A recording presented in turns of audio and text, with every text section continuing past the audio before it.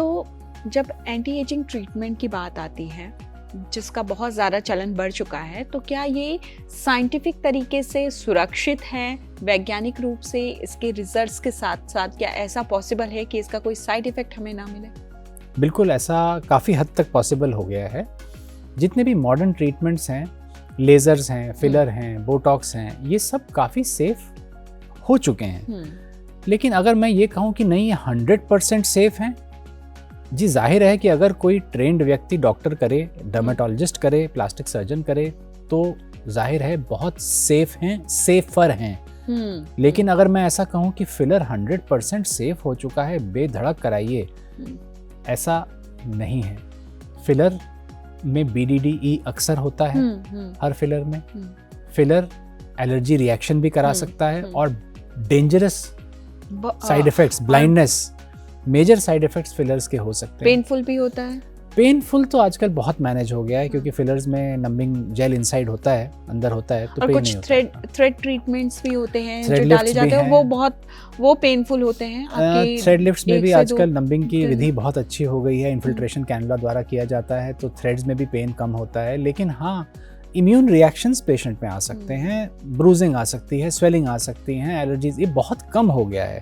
ये मटेरियल्स इतने रिफाइन हो चुके हैं, इतना इस पे शोध हो चुका है, इतने सालों से यूज़ कर रहे हैं कि ये सब काफ़ी सेफ हो चुका है। लेकिन आप एक इन्फॉर्म्ड चॉइस लें, आप ये जानकारी रखें कि सेफर है, 100% बिल्कुल ही कोई कंसर्न हो ही नहीं सकता लिप फिलर से, ऐसा नहीं हो सकता। ऐसी गारंटी आपको कोई भी डॉक्टर अपने सेन माइंड में नहीं देगा कि जी हाँ, ये लिप फिलर कराइए, ये गारंटीड सेफेस्ट है।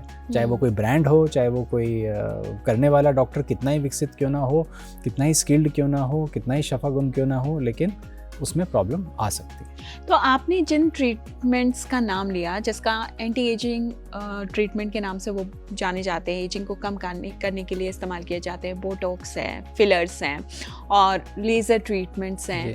आजकल एक हीफू ट्रीटमेंट भी आया है, अल्ट्रासाउंड बेस्ड। इसके अलावा अल्ट्रासाउंड बेस्ड है, नॉन सर्जिकल बोला जाता है। बहुत सारे ऐसे ट्रीटमेंट्स मौजूद हैं।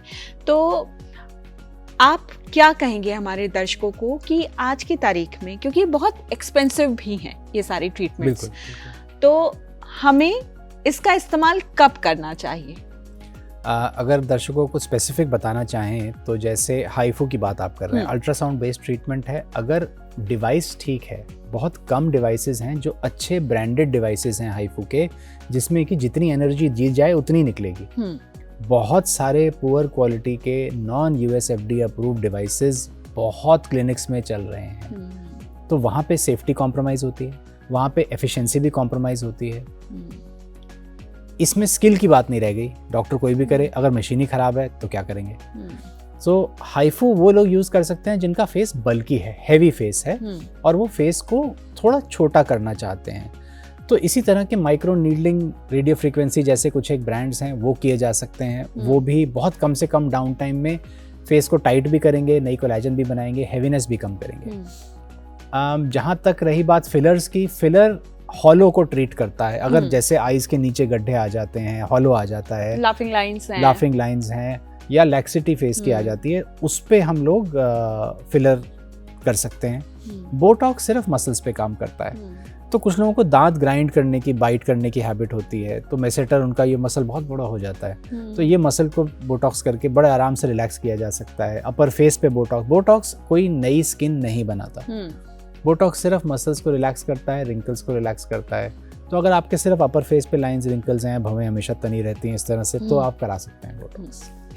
बाकी ये अगर आप किसी एक्सपर्ट से जाके कराते हैं तो कहीं ज़्यादा सेफ है, जाहिर है।